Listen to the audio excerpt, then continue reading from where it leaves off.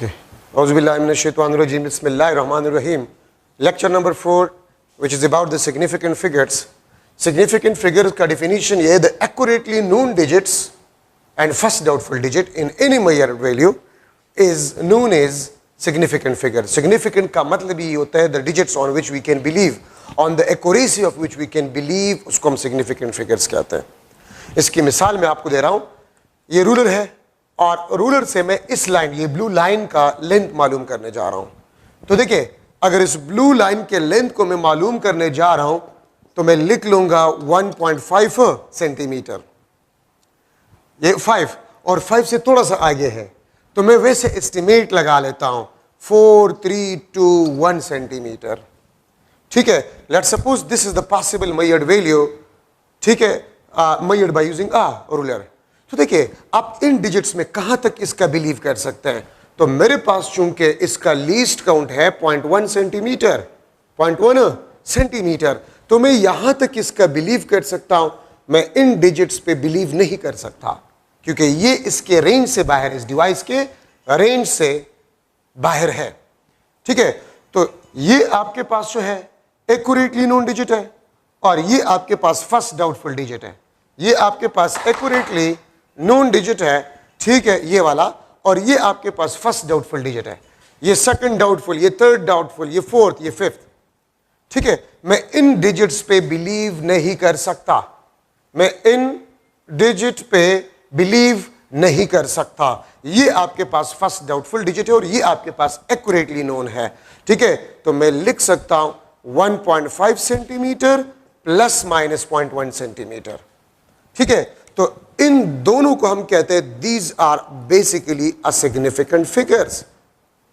So first accurately known digit and first doubtful, ये second doubtful, ये third, लेकिन हम फर्स्ट डाउटफुल पे बिलीव कर सकते हैं.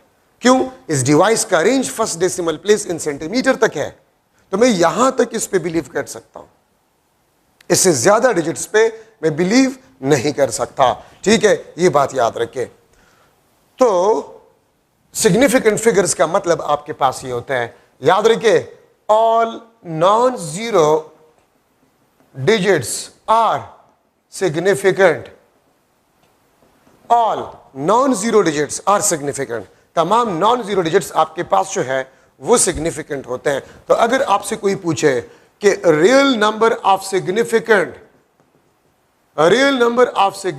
फिगर्स वो आपके पास कितने हैं? 9. ठीक है, जीरो आपके पास जो है, जीरो, ये सिग्निफिकेंट नहीं है. इसमें शक होता है, मैं इसको सिग्निफिकेंट नहीं कह सकता. ठीक है, इसमें शक है. तो the real number of significant figures are 9.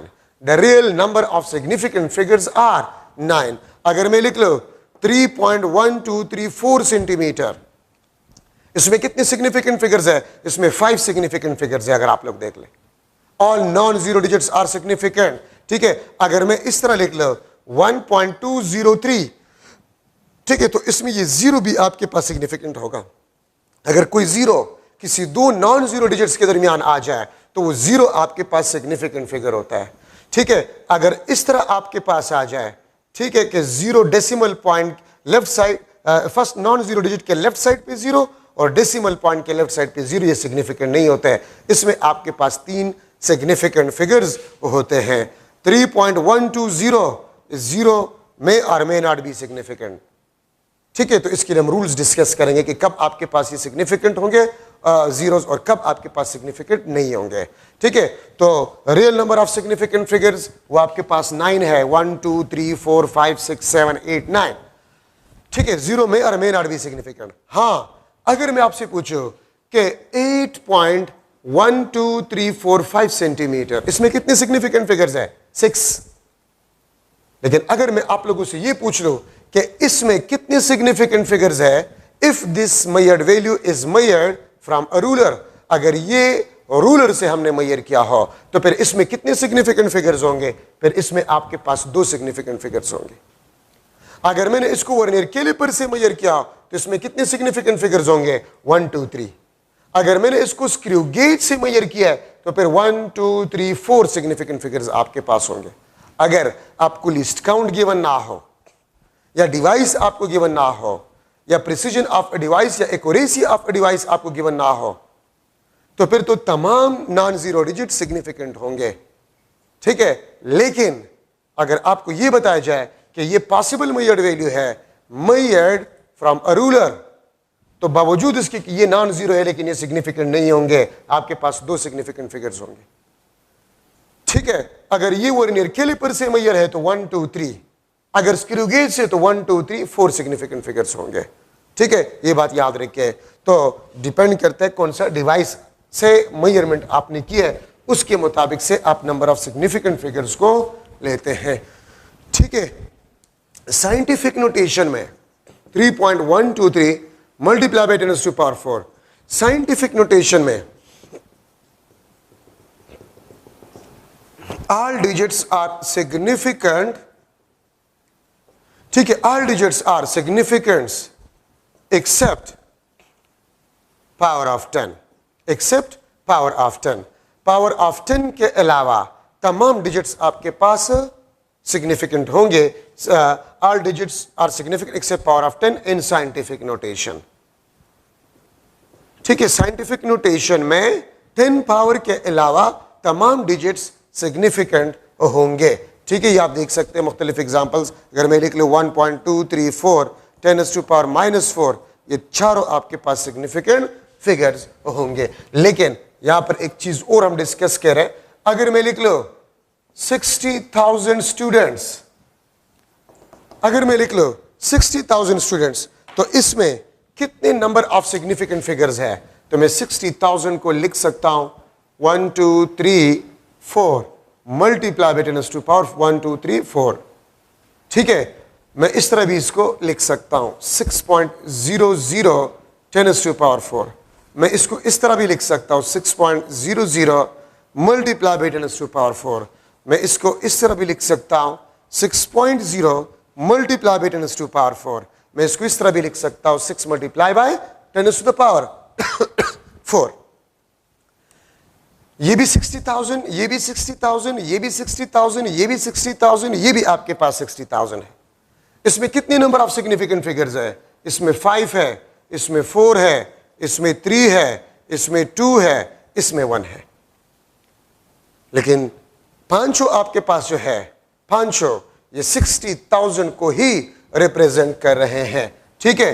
अच्छा, अगर आप 60,000 स्टूडेंट्स को इंडिविजुअली मेजर कर रहे हैं, 1 2 3 4 5 इंडिविजुअली काउंटिंग कर रहे हैं, ठीक है।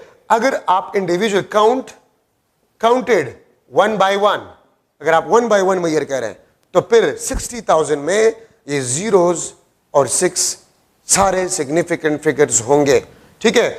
अगर मैं काउंट करूं counted in a group of 10, 60,000 students है, एक ग्राउंड में बैठे हुए हैं और ग्रुप्स की शक्ल में है, एक एक ग्रुप में 10-10 स्टूडेंट्स है, तो फिर 60,000 में नंबर ऑफ सिग्निफिकेंट फिगर्स आपके पास कितने होंगे?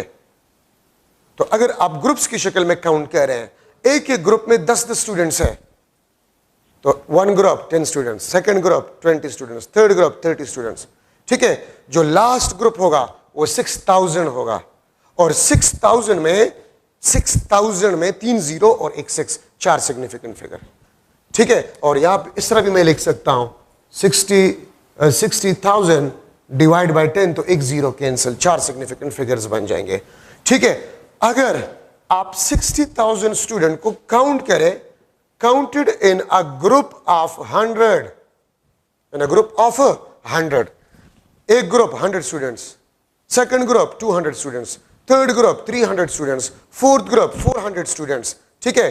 तो अब ये देखिए, अगर आप ग्रुप्स की शक्ल में और एक एक ग्रुप में 100 स्टूडेंट्स, एक first group, second group, third, fourth group 400, तो देखिए अगर आप 60,000 को डिवाइड करें 100 पे, 2 जीरोस आपके पास कैंसिल, तो 600, ठीक है। आपके पास 3 सिग्निफिकेंट फिगर्स हो जाएंगे।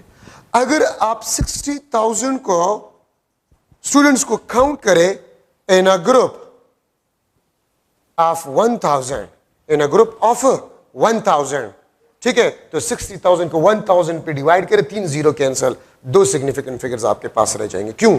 क्योंकि अगर मैं ग्रुप्स को काउंट कर रहा हूं और एक एक ग्रुप में 1000 स्टूडेंट है, तो first group 1000 students, second group 2000, third group, fourth group 60, एक ग्रुप में 1000 तो 60 मल्टीप्लाई पे 1000, 60,000। ठीक है, तो उसमें 2 सिग्निफिकेंट फिगर्स होंगे। और अगर आप काउंट करें, counted in a group of 10,000, कोई आपको ये बता दे कि 60,000 स्टूडेंट्स एक ग्राउंड में बैठे हुए हैं, ठीक है, और वो ग्रुप्स की शक्ल में है, और एक एक ग्रुप में 10,000 स्टूडेंट्स हैं, एक एक ग्रुप में 10,000 स्टूडेंट्स है, तो how many significant figures are there in 60,000 students? ठीक है, तो आपके पास 60,000 में तमाम जीरोस कैंसल, आपके पास सिर्फ एक सिग्निफिकेंट फिगर रह जाएगा। ठीक है, तो देखिए मैं आपसे पूछ सकता हूं, the number of significant figures in 60,000 students if we counted individually, तो तमाम जीरोस और 6 ये सिग्निफिकेंट आपके पास होंगे। How many number of significant figures in 60,000 students if we counted in a group of 10? तो अब 10 2 डिजिट्स है इसमें, 1 2 2 डिजिट्स है, तो गिवन नंबर में से एक डिजिट काट ले, वो सिग्निफिकेंट आपके पास नहीं होगा। 100, अगर आप ग्रुप्स ऑफ 100 ले रहे हैं, 100, तो 1 2 3 डिजिट्स है, तो एक से ज्यादा 2 डिजिट्स है, इसमें से 2 डिजिट्स काट लिए, सिग्निफिकेंट नहीं होंगे। ठीक है, इसमें 4 है तो 3 जीरोस इसके साथ कैंसिल करें। ठीक है, इसमें 1 2 3 4 जीरोस है, ठीक है, तो 4 जीरोस कैंसिल करें, आपके पास एक सिग्निफिकेंट फिगर आपके पास हो जाएगा। ठीक है, तो अगर फुटबॉल का मैच हो रहा है और ग्राउंड में 60,000 स्टूडेंट्स हैं, और सॉरी स्पेक्टेटर्स हैं, तमाशाई है, और हम उन तमाशाई को काउंट करें, इन अ ग्रुप्स ऑफ 100, तो how many significant figures are there in 60,000 spectators? तो 100 में 2 जीरोस है ना, 2 जीरोस काट ले, वो सिग्निफिकेंट आपके पास नहीं होंगे। ठीक है, तो ये आपके पास साइंटिफिक नोटेशन में सिग्निफिकेंट फिगर्स आपके पास जो है बन गए हैं। ठीक है, ये बात आप लोग याद रखें। सिग्निफिकेंट फिगर्स हम डिस्कस कर रहे थे, मैंने आपको ये एग्जांपल दिया था कि 60,000 स्टूडेंट्स है और उसको हम काउंट कर रहे हैं। अगर हम इंडिविजुअली काउंट कर रहे हैं तो ये तमाम डिजिट्स आपके पास सिग्निफिकेंट फिगर्स होंगे। अगर हम ग्रुप के फॉर्म में काउंट कर रहे हैं और एक ग्रुप में 10 स्टूडेंट्स हो, तो 1 ग्रुप, इस तरह मैंने आपको सिखाया था। ठीक है, अगर 100 तो ये, अगर 1000 तो ये, अगर 10,000 तो ये। इसमें कितने सिग्निफिकेंट फिगर्स है? 5, इसमें 4, इसमें 3, इसमें 2, इसमें 1। लेकिन ये तमाम आपको 60,000 को ही रिप्रेजेंट कर रहे हैं। ठीक है, ये भी 60,000 है, ये भी 60,000 है, ये भी 60,000 है, ये भी 60,000 है, ये भी 60,000 है।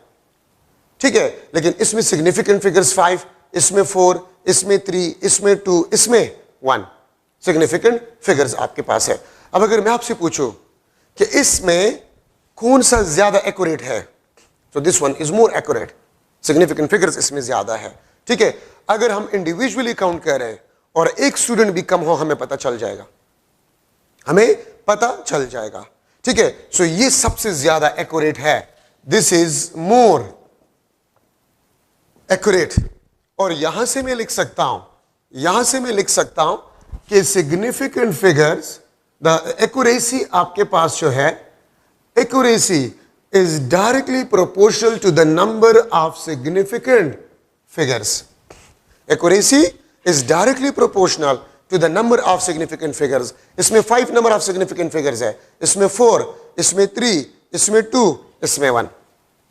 ठीक है, but this is more accurate, ये आपके पास सबसे एक्यूरेट है।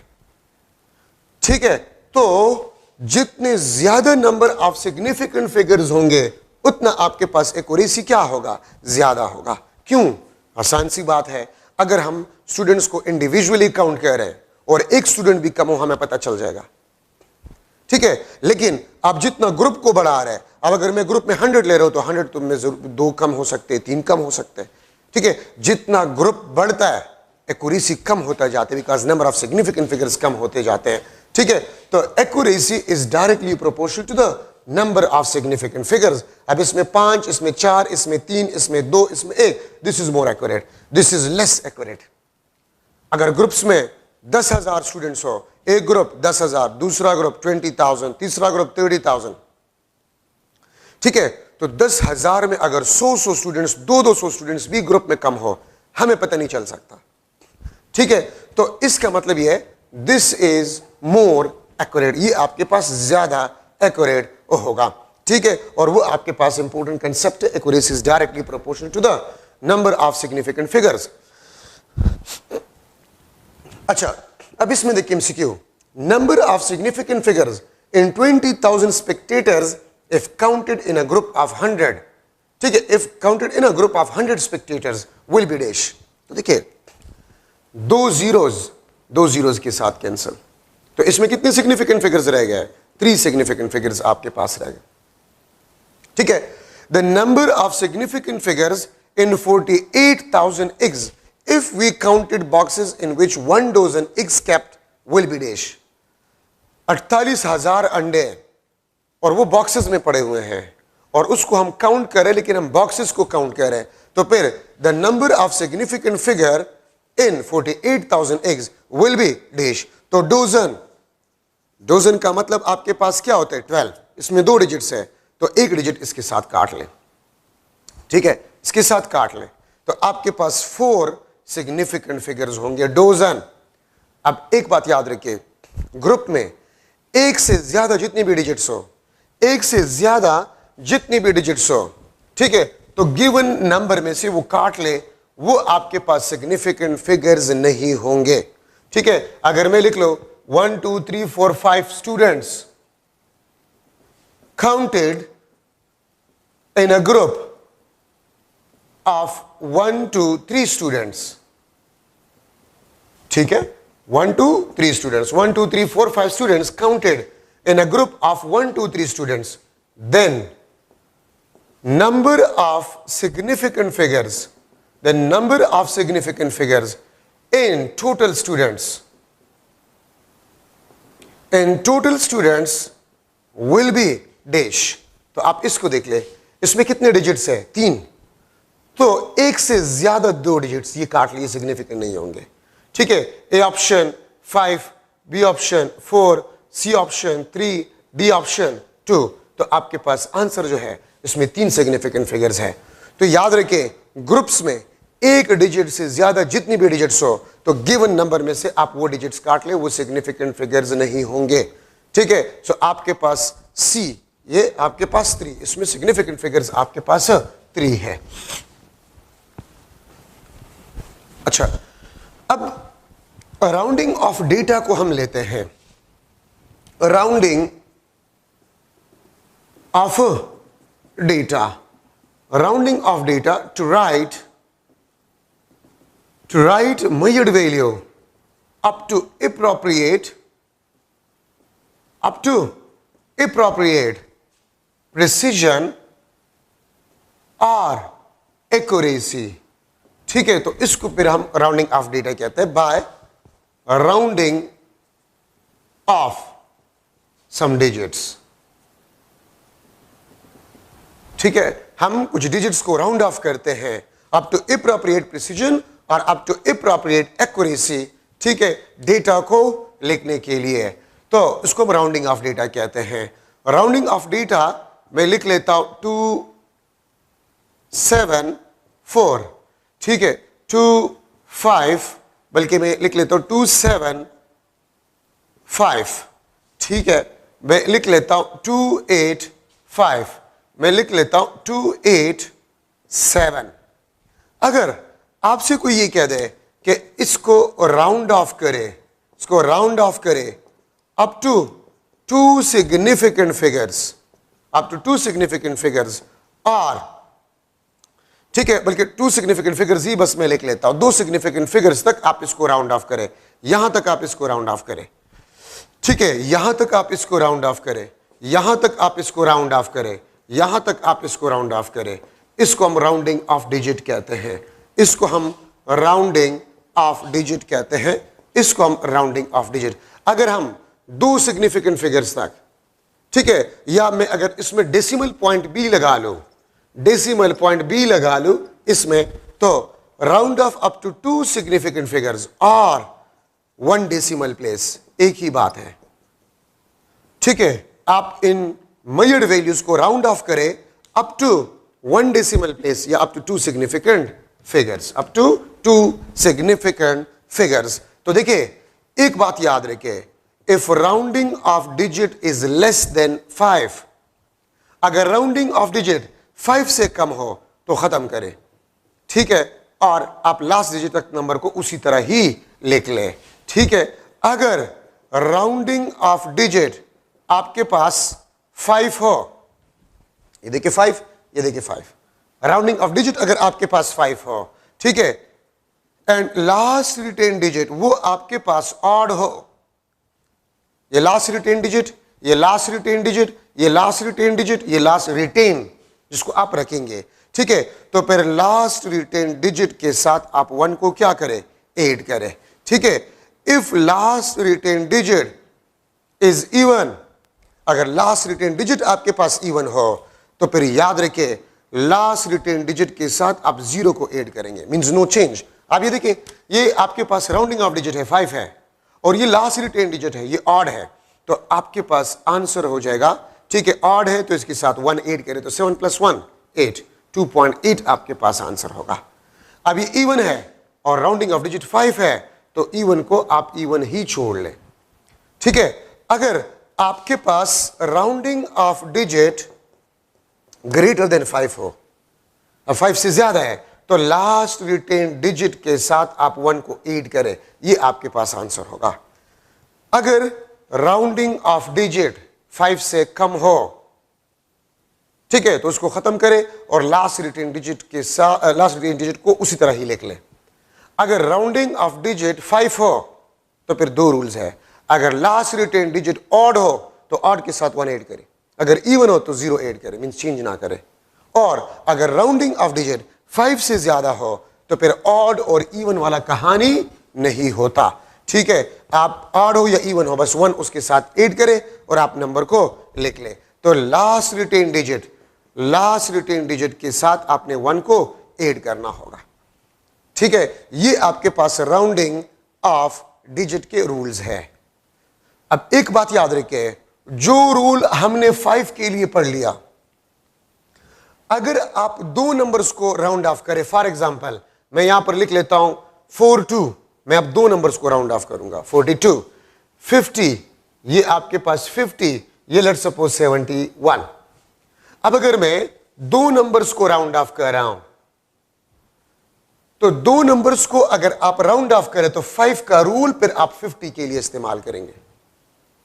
हमने जो 5 का रूल सीखा, अगर आप 2 नंबर्स को एक साथ में राउंड ऑफ करना चाहते हैं तो फिर 5 का रूल आप 50 के लिए इस्तेमाल करेंगे, ठीक है। अगर आप 3 नंबर्स को राउंड ऑफ करें 500, अगर आप 4 नंबर्स को राउंड ऑफ करें 5000, 50,000, इस तरह जाते जाए, ठीक है। अब देखिए 42 लेस देन 50 है तो आपके पास वही 5 से कम उड़ा दे, 50 वही ऑड इवन वाला किस्सा है, वही ऑड और इवन वाला किस्सा है। अगर ये मैं 50 लिख लो, ठीक है, तो यही वाला किस्सा है आपके पास। अगर 50 से ज्यादा हो तो फिर आपके पास 1 ऐड करे लास्ट रिटेन डिजिट के साथ, आपके पास आंसर आ जाएगा। अगर मैं लिख लो लेट्स सपोज 5.12345, यहां तक राउंड ऑफ करें सेकंड डेसिमल प्लेस तक, तो मैंने इन तीनों को एक साथ में खत्म करना होगा।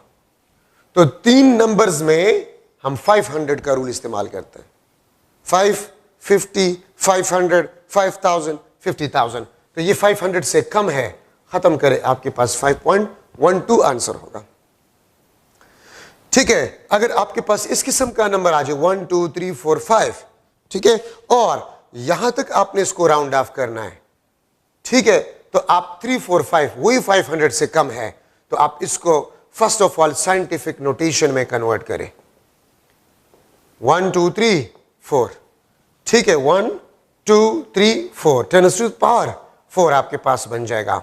तो 345 राउंड ऑफ करना है, 1.2 मल्टीप्लाई बाय 10 टू पावर 4, ये आपके पास आंसर होगा। मैं इस तरह भी इसको लिख सकता हूं 1.200, इस तरह भी मैं इसको लिख सकता हूं, ठीक है, या इसको मैं जो है ये इसमें जीरोस फिर आपके पास सिग्निफिकेंट नहीं होंगे, ठीक है।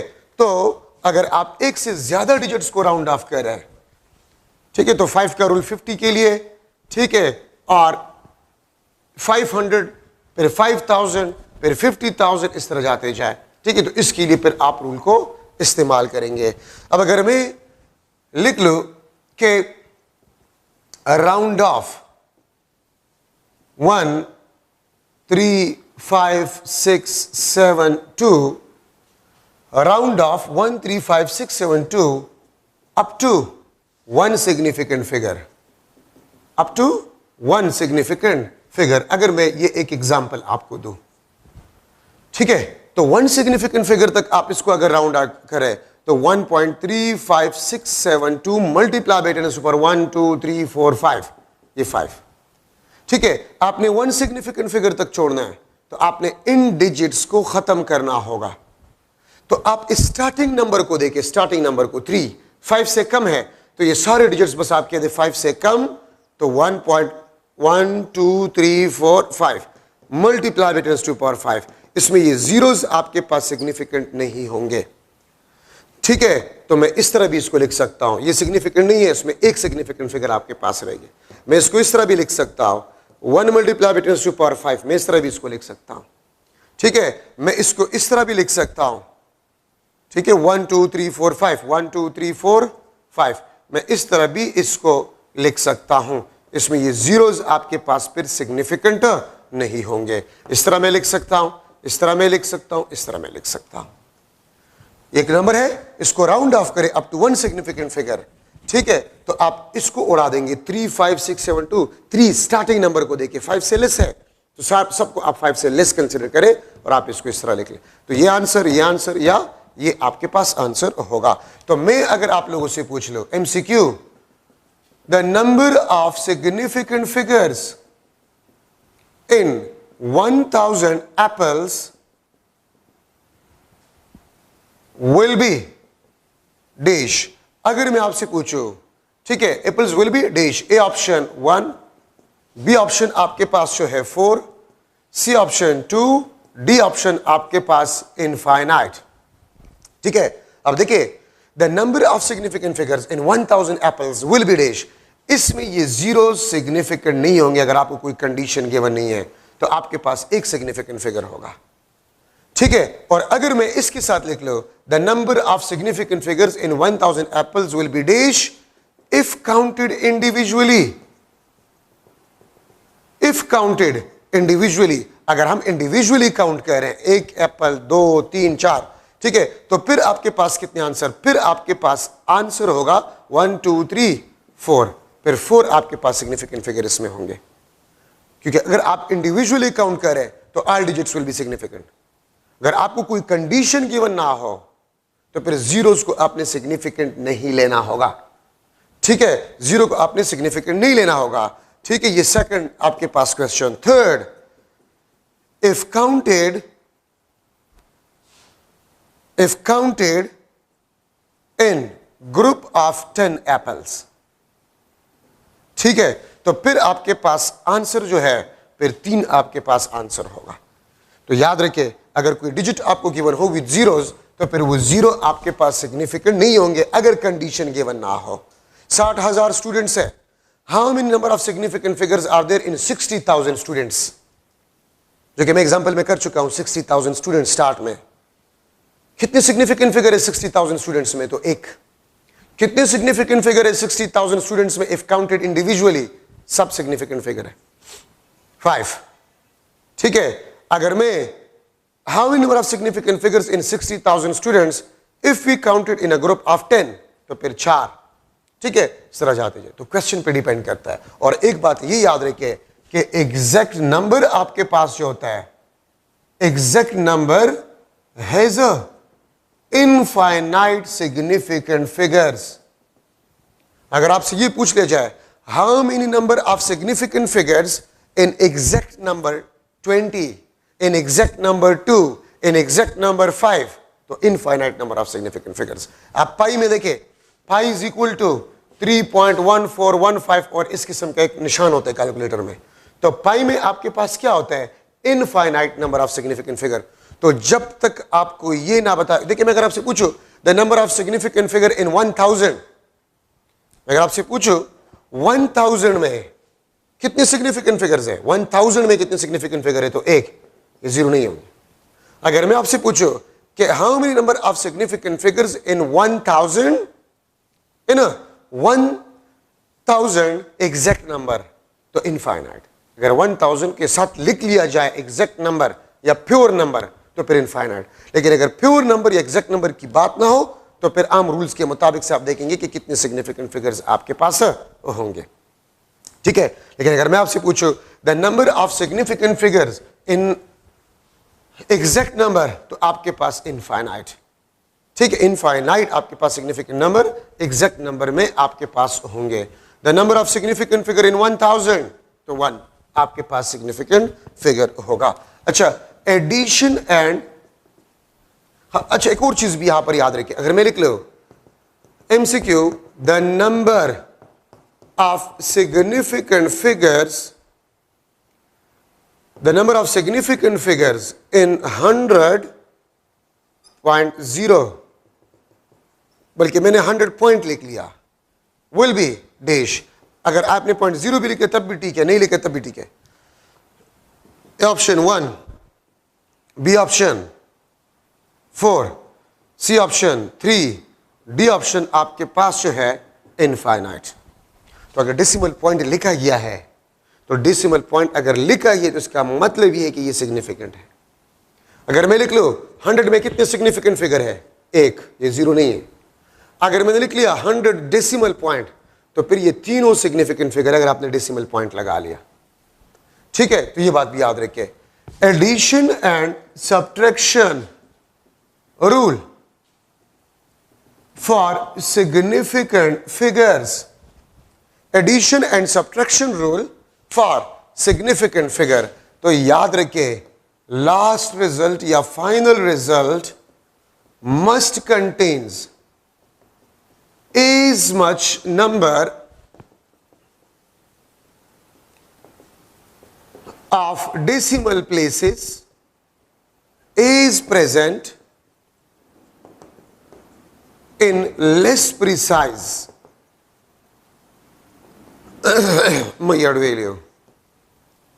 एडिशन और सब्ट्रैक्शन रूल है आपके पास, लास्ट रिजल्ट या final result must contain as much number of decimal places is present in less precise measured value। क्या मतलब है, अगर मैं लिख लो 5.1234 सेंटीमीटर प्लस 2.3 सेंटीमीटर, तो देखिए ये आपके पास लेस प्रिसाइज है। ये क्यों लेस प्रिसाइज है, इसमें एक डेसिमल प्लेस है। ये आपके पास मोर प्रिसाइज है, इसमें 1 2 3 4 डेसिमल प्लेसेस है। ये लेस प्रिसाइज, इसमें एक डेसिमल प्लेस, क्योंकि मैंने आपको लिखवाया था कि precision is directly proportional to the number of decimal places, अगर आप लोगों को याद हो तो देखिए 5 + 2 7.4234 सेंटीमीटर। आपने एक डेसिमल प्लेस तक इसको रखना होगा, तो 2 3 4 को आपने राउंड ऑफ करना होगा। तो ये आंसर नहीं है, आंसर आपके पास ये है, ये आपके पास एप्रोप्रिएट आंसर है। याद रखिए एडिशन और सब्ट्रैक्शन में जिस मेजर्ड वैल्यू में कम से कम डेसिमल प्लेसेस होंगे तो लास्ट रिजल्ट में भी आपने उतने ही डेसिमल प्लेसेस छोड़ने होंगे। इसमें एक डेसिमल प्लेस है तो हमने एक डेसिमल प्लेस छोड़ा, ठीक है। अगर मैं लिख लो 6.1234 सेंटीमीटर प्लस 3.26 और plus 1.5 centimetre.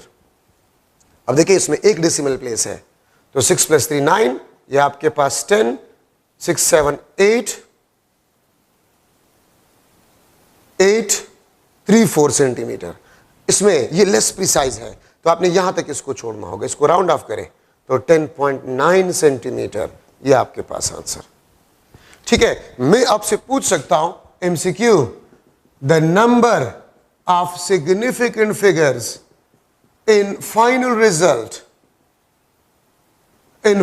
Result of 62.756 centimetre plus 22.39 centimetre plus 8.7 centimetre will be dash.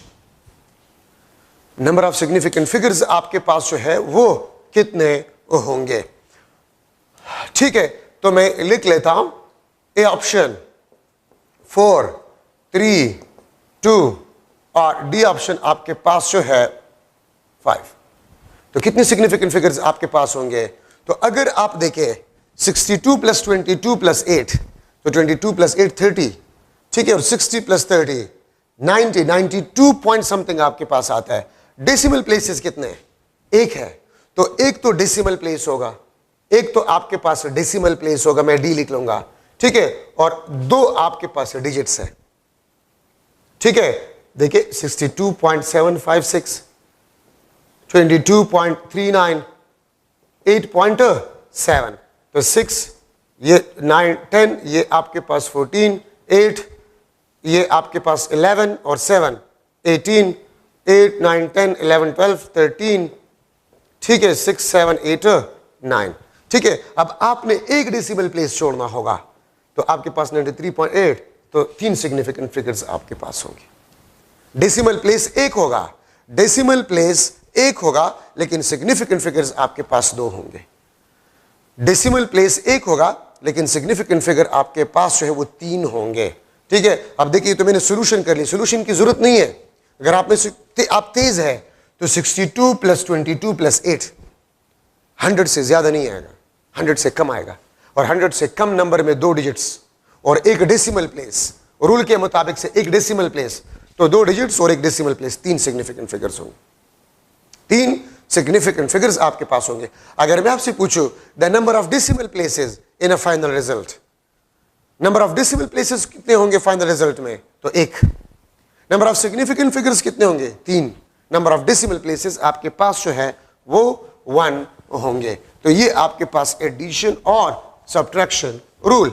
अगर मैं आपसे एक क्वेश्चन ये करूं कि आपके पास है let's suppose 94.672 centimetre plus 56.9 centimetre, तो मैं अगर आपसे पूछूं फाइनल रिजल्ट में कितने सिग्निफिकेंट फिगर्स होंगे, तो आप में से अगर कोई तेज है 94 प्लस 56 100 प्लस आपके पास नंबर आएगा, और एक डेसिमल प्लेस भी होगा, एक डेसिमल प्लेस भी होगा, तो 1 2 3 4, तो 4 सिग्निफिकेंट फिगर्स होंगे फाइनल रिजल्ट में। फाइनल रिजल्ट में 4 आपके पास सिग्निफिकेंट फिगर्स है, ठीक है, और 1 आपके पास जो है वो डेसिमल प्लेस होगा। ठीक है, तो ये आपके पास जो है एडिशन और सब्ट्रैक्शन रूल में the final result must contain as much number of decimal places is present in less precise measured value. इसमें एक डेसिमल प्लेस है, तो आपने एक डेसिमल प्लेस को छोड़ना होगा। मल्टीप्लीकेशन एंड डिवीजन रूल, इसको आप इस तरह लिखेंगे, last result must contains as much number of significant figures is present in less accurate measured value। देखिए, एडिशन और सब्ट्रैक्शन में हम प्रिसीजन को देखते हैं, और मल्टीप्लिकेशन और डिवीजन रूल में हम नंबर ऑफ सिग्निफिकेंट फिगर्स को देखते हैं। ठीक है, तो last result contain as much number of significant figures is present in less accurate measured value. ठीक है, तो ये आपके पास अब देख सकते हैं लेस एक्यूरेट, और आपको पता है एक्यूरेसी आपके पास जो है directly proportional to the number of significant figures. Accuracy is directly proportional to the number of significant figures. ठीक है, तो देखिए, अगर मैं लिख लूं आपके पास है let's suppose 222.2 centimetre multiply by 1 centimetre, ये आप देखिए ये मोर एक्यूरेट है, इसमें ये मोर एक्यूरेट है क्योंकि इसमें 1 2 3 4 सिग्निफिकेंट फिगर है। ये आपके पास लेस एक्यूरेट है, इसमें 1 सिग्निफिकेंट फिगर है आपके पास। ठीक है, तो आपके पास रिजल्ट जो होगा 22.22 सेंटीमीटर स्क्वायर, लेकिन रूल के मुताबिक से ये प्रॉपर आंसर नहीं है। ठीक है, इसमें एक सिग्निफिकेंट फिगर है, तो आपने इसको भी एक सिग्निफिकेंट फिगर में कन्वर्ट करना होगा। 2.222 मल्टीप्लाई बाय 10⁻² सेंटीमीटर स्क्वायर। ठीक है, और इसको आपने यहां तक राउंड ऑफ करने, एक सिग्निफिकेंट फिगर आपने छोड़ना होगा। 222,500 से कम है, खत्म करें। ये आपके पास प्रॉपर आंसर। इसको मैं इस तरह भी लिख सकता हूं। ठीक है, 2.000 मल्टीप्लाई बाय 10⁻² सेंटीमीटर स्क्वायर, इसमें ये जीरो सिग्निफिकेंट नहीं है, एक है। ठीक है, इसको मैं इस तरह भी लिख सकता हूं 200 सेंटीमीटर स्क्वायर, इसमें ये जीरो सिग्निफिकेंट नहीं है, इसको मैं इस तरह भी लिख सकता हूं। ये भी ठीक है, ये भी ठीक है, और ये भी ठीक है। ठीक है, तो याद रखे मल्टीप्लिकेशन और डिवीजन में आपने सिग्निफिकेंट फिगर के मुताबिक से आंसर को लिखना होगा। अगर मैं लिख लूं the number of significant figures, number of significant figures in final result of 5.67 centimeter multiplied by 22.8 centimeter multiplied by 8 centimeter will be dash. The number of significant figure in final result of this product. इसमें कितने significant figures है? 3। इसमें भी 3। इसमें कितने? 1। ठीक है, तो मैं अगर ऑप्शन लिख लूं 3, 6, 1 और डी आपके पास इनफाइनाइट, तो देखिए आंसर आपके पास क्या है? 1 सिग्निफिकेंट फिगर। ये सबसे लेस एक्यूरेट है। सोल्यूशन की जरूरत नहीं कि आप कैलकुलेटर, यार मेरे साथ तो कैलकुलेटर नहीं है, मैं इसको किस तरह करूंगा, तो सॉल्व करने की जरूरत ही नहीं है। रूल के मुताबिक से last result must contain as much number of significant figure is present in a less accurate, तो ये less accurate है, एक significant figure।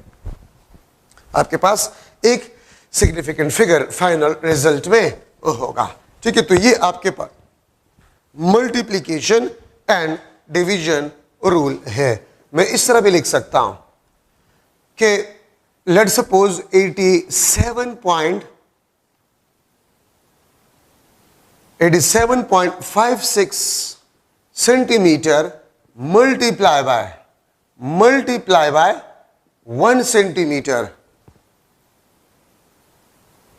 is equal to dash। मैं ये ऑप्शन लिख लेता हूं 87.56 सेंटीमीटर स्क्वायर। बी ऑप्शन आपके पास जो है 8.756 multiply by 10⁻1 centimetre square. C option आपके पास जो है सी ऑप्शन आपके पास 9 मल्टीप्लाई बाय 10⁻1 सेंटीमीटर स्क्वायर। ठीक है, और डी ऑप्शन आपके पास जो है that is 87.56 multiply by 10⁻1 centimetre square. ठीक है, तो आपके पास आंसर जो है वो क्या है? What is the answer? नुकुर है, ये प्रोडक्ट है, इसमें एक सिग्निफिकेंट फिगर है, इसमें 4 है, तो रिजल्ट में एक सिग्निफिकेंट फिगर होना चाहिए, तो इसमें एक से ज्यादा ये भी नहीं है, ये भी नहीं है। ठीक है, ये आपके पास ये भी नहीं है, तो इसमें आपके पास आंसर, प्रॉपर आंसर ये 9 मल्टीप्लाई बाय 10⁻1। ठीक है, इसमें एक significant figure, this is the answer. किस तरह? 87.56 सेंटीमीटर स्क्वायर, डेसिमल पॉइंट यहां पर शिफ्ट करें, 8.756 मल्टीप्लाई बाय 10⁻1 सेंटीमीटर स्क्वायर। ठीक है, और इसको आप राउंड ऑफ करें यहां तक, तो इसको आप खत्म करें 9 मल्टीप्लाई बाय 10⁻1 सेंटीमीटर। इस तरह भी लिखा जा सकता है 90 सेंटीमीटर स्क्वायर, इस तरह भी लिखा जा सकता है। ठीक है, और 9.123 मल्टीप्लाई बाय 10⁻1 सेंटीमीटर स्क्वायर, इस तरह भी लिखा जा सकता है। तो मल्टीप्लिकेशन और डिवीजन रूल में last result must contain as much number of significant figures is present in a less accurate measured value। ठीक है, तो आपके पास प्रॉपर आंसर जो है वो सी ऑप्शन आपके पास है। ठीक है, तो ये आपके पास जो है सिग्निफिकेंट फिगर्स में इंपॉर्टेंट डिस्कशन आपके पास। अब last topic of this chapter, dimension. Dimension mass का कैपिटल एम, लेंथ का कैपिटल एल, टाइम का कैपिटल टी, करंट का कैपिटल ए, ठीक है, टेम्परेचर का कैपिटल के, इंटेंसिटी का सी डी, कैंडेला यूनिट और dimension mole, amount of substance का, ठीक है। डायमेंशन ये आपको नेचर ऑफ फिजिकल क्वांटिटी के बारे में बताता है, ठीक है। और अगर आप पॉजिटिव या नेगेटिव पावर रेज करें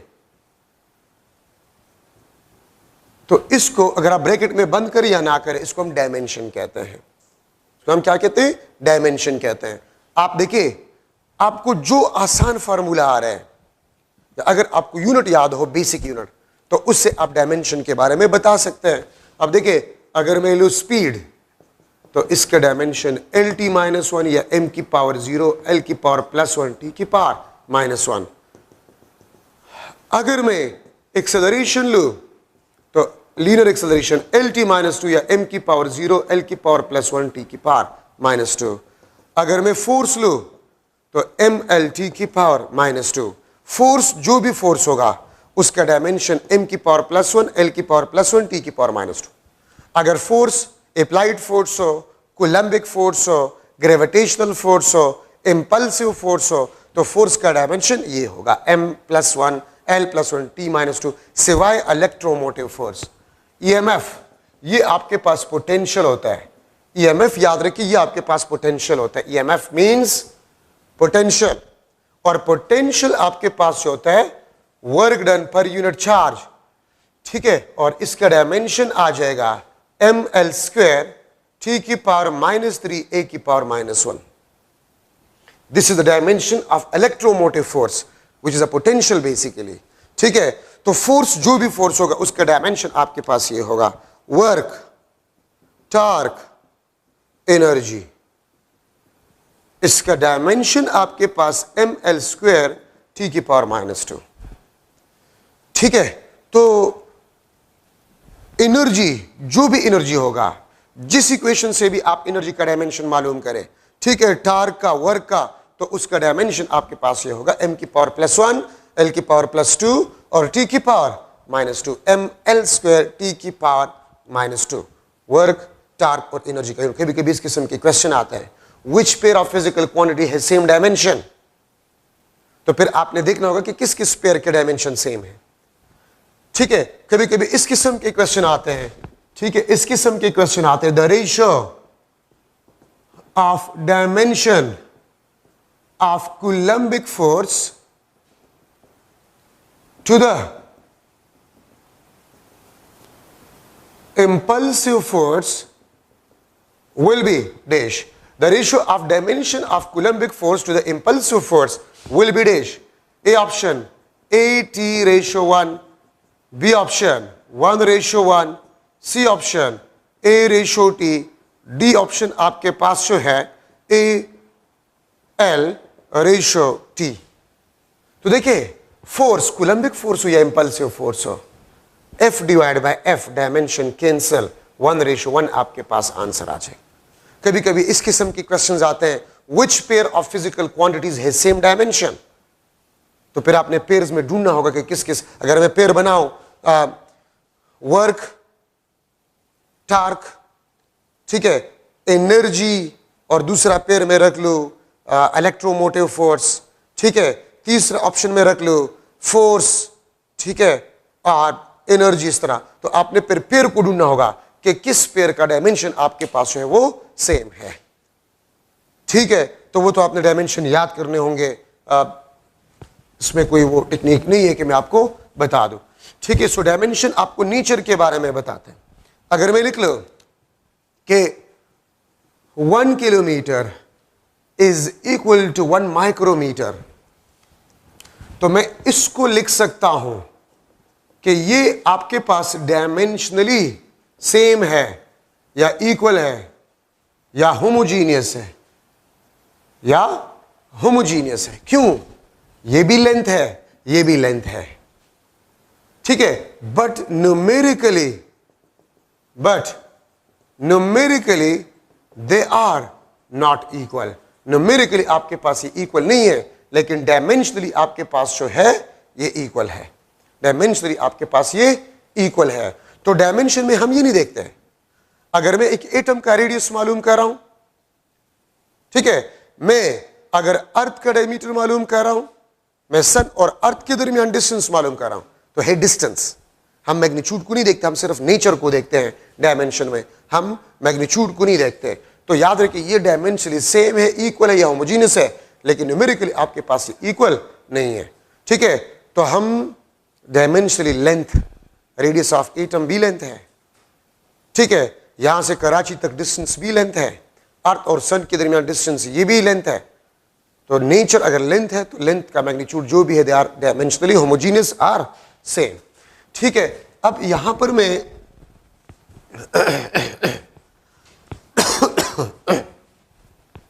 लिख रहा हूं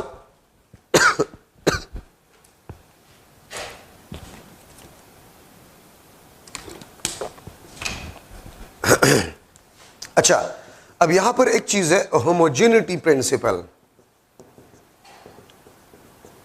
होमोजेनिटी प्रिंसिपल, होमोजेनिटी प्रिंसिपल आपको यह बताता है कि वी कैन एड और subtract same physical quantities. We can add और सब्ट्रैक्ट सेम फिजिकल क्वांटिटीज। हम डिफरेंट फिजिकल क्वांटिटीज को एड या सब्ट्रैक्ट नहीं कर सकते। मास को आप मास के साथ एड कर सकते हैं। आप देखें ना, अगर मैं लिख लो कि 5 सेकेंड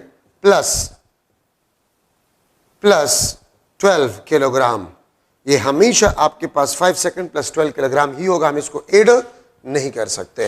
ये हमेशा आपके पास 5 सेकेंड प्लस 12 किलोग्राम ही होगा, ठीक है। तो वी कैन एड और सब्ट्रैक्ट सेम फिजिकल क्वांटिटीज। और physical equation will be dimensionally homogeneous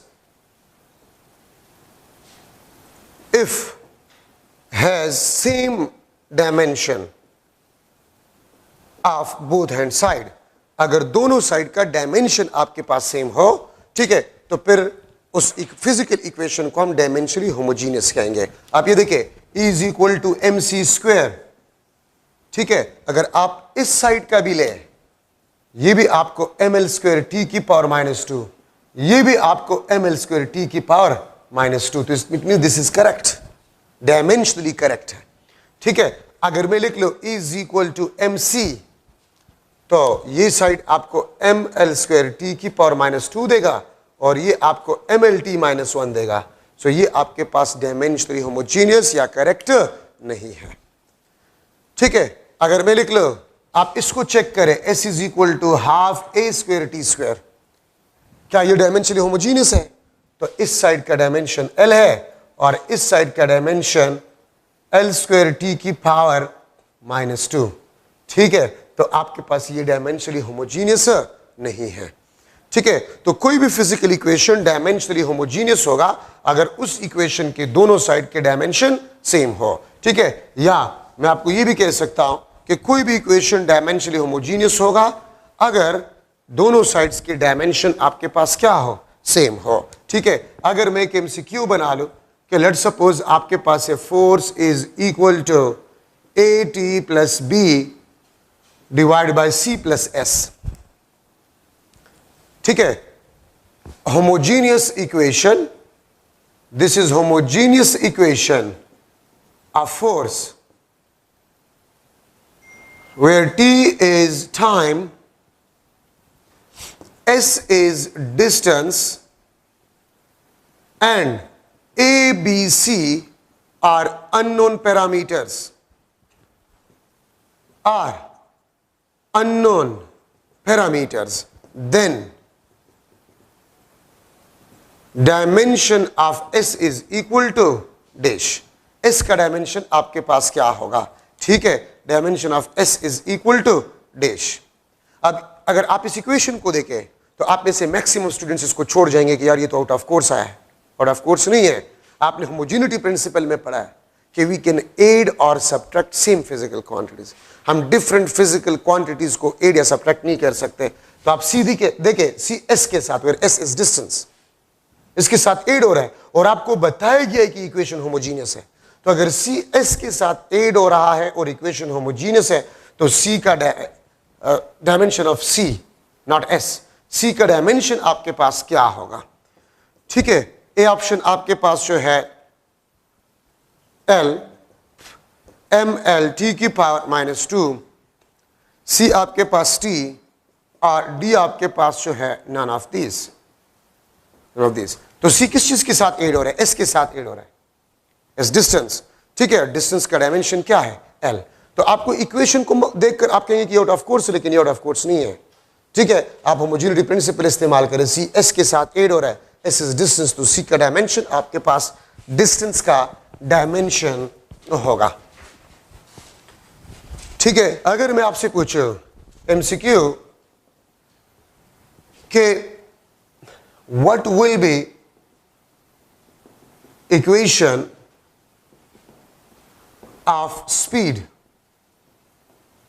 of waves in a string where T is tension,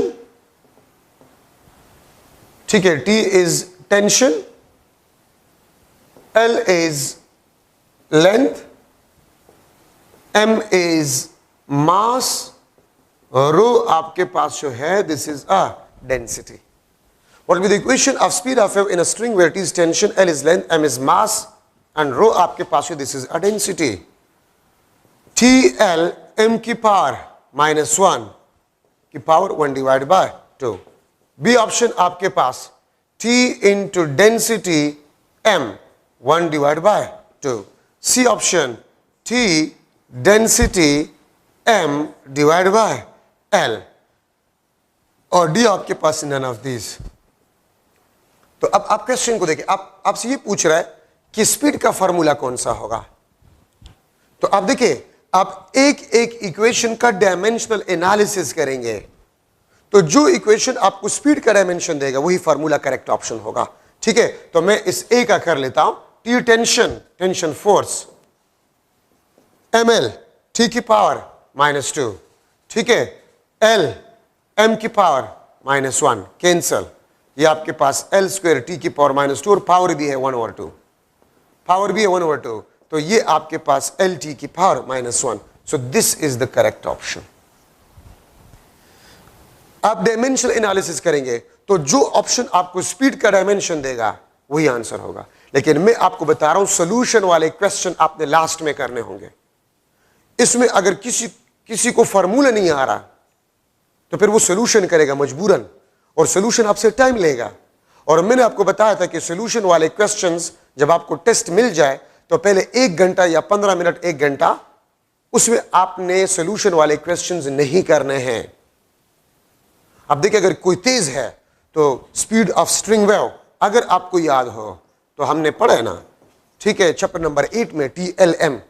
तो अगर किसी के जहन में इक्वेशन आया तो डायरेक्टली वो लिख ले कि ए ऑप्शन है। अगर कोई तेज है, ये इक्वेशन आपने 8 चैप्टर में पढ़ा है, the speed of a string waves. तो आप में से अगर कोई तेज है और उसको फॉर्मूले याद है तो वो सोल्यूशन नहीं करेगा, वो डायरेक्टली इसको देख लेगा, हाँ यार ये आंसर आ रहा है डायमेंशन, तो फिर सोल्यूशन की जरूरत नहीं। अगर फार्मूला आपके जहन में आ गया तो करे, नहीं आया तो इस किस्म के सोल्यूशन वाले क्वेश्चन आपने टेस्ट के लास्ट में छोड़ने होंगे। याद रखिए, बहुत कम ऐसे एमसीक्यूज होते हैं जिसमें सोल्यूशन होता है, तो सोल्यूशन वाले एमसीक्यूज टेस्ट में आपने लास्ट में छोड़ने हैं। अच्छा, ये बात याद रखिए। टेक दैट टाइम पे नजाया के स्टार्ट के जो सोल्यूशन वाले क्वेश्चन बने के स्टार्ट के। अगर मैं आपसे पूछूं एक और एमसीक्यू, लेट्स सपोज आपके पास है f is equal to m की पावर a, v की पावर b, r की power c, homogeneous equation of force. ठीक है, homogeneous equation of force where m is mass, v is speed, r is the radius, then values of a, b and c will be dash। ये out of course नहीं है, आपने पढ़ा इस chapter में homogeneity principal में the derivation of possible formula, derivation of possible फार्मूले से मैंने एमसीक्यू बना लिया है, आपके बुक में आउट ऑफ कोर्स नहीं है। ठीक है, तो आपके पास ए बी सी के पावर आपके पास क्या होंगे, 1 1 1, बी ऑप्शन 1 -1 1, सी ऑप्शन 1 2 -1, और डी ऑप्शन आपके पास जो है दैट इज 2 1 -1। ठीक है, तो इसमें ए बी सी, तो देखिए अगर आप में से कोई तेज स्टूडेंट है, तेज, तो ऐसा कौन सा इक्वेशन है फोर्स का जिसमें मास, वेलोसिटी और रेडियस हो, तो centripetal force mv² divide by r, और इसको मैं लिख सकता हूं mv² r की पावर -1, तो 1 2 -1। अगर कोई तेज है वो डायरेक्टली लिख लीजिए, यार ये तो सेंट्रीपिटल फोर्स की इक्वेशन है। आप में से कोई तेज है तो इक्वेशन कौन सा है, ऐसा कोई इक्वेशन आपने पढ़ा है, मास, वेलोसिटी और r, यस सेंट्रीपिटल फोर्स, तो डायरेक्टली इसको पता चलेगा ये आंसर है, सॉल्यूशन की जरूरत ही नहीं है। लेकिन अगर आपको याद नहीं है और आप इसको सॉल्व करना चाहते हैं तो लास्ट 20 मिनट में सॉल्यूशन वाले क्वेश्चन आप करेंगे, लास्ट 20 मिनट्स में सॉल्यूशन वाले क्वेश्चन आप करेंगे अगर टाइम रह गया, वरना अगर टाइम नहीं रहा और एक 10 आपने सॉल्यूशन वाले एमसीक्यूज केमिस्ट्री और फिजिक्स में नहीं किए तो कौन सी क़यामत आ जाएगी। तो सॉल्यूशन वाले क्वेश्चंस आप कम से कम करें। ठीक है, तो फिर आप क्या करेंगे, आप डायमेंशनल एनालिसिस करेंगे। अगर आपको फार्मूला याद नहीं है तो फिर आप डायमेंशनल एनालिसिस, ये फोर्स है, फोर्स का डायमेंशन होता है mlt-2, मास m की power a, velocity dimension lt-1 की power b, r length, c mlt की पावर -2, m की पावर a, l की पावर b, t की पावर -b, l की पावर c। ठीक है, तो mlt की पावर -2, ma, l की power b plus c, t की पावर -b। अब पावर को कंपेयर करें, यहां पर 1 यहां पर 1, तो a इज इक्वल टू 1 1 1 1, ये 2 आ गई तो ये तो नहीं है। फिर देखिए t की पावर -b है और यहां 2, तो b आपके पास 2, तो b 2, देखिए इसमें 2 है बाकी किसी में 2 नहीं है, बस सॉल्व करने की जरूरत नहीं है, यही आपके पास आंसर। ठीक है, तो ये आपके पास एक और मॉडल एमसीक्यू है डायमेंशनल एनालिसिस में। ठीक है, डेरिवेशन ऑफ पॉसिबल फार्मूले से मैंने निकाल लिया है। ठीक है, अब इसके बाद आपके पास है डायमेंशनलिस्ट क्वांटिटीज, वो क्वांटिटीज जिसके डायमेंशन ना हो उसको हम डायमेंशनलिस्ट कहते हैं। ठीक है, तो डायमेंशनलिस्ट क्वांटिटीज आपके पास कौन से हैं,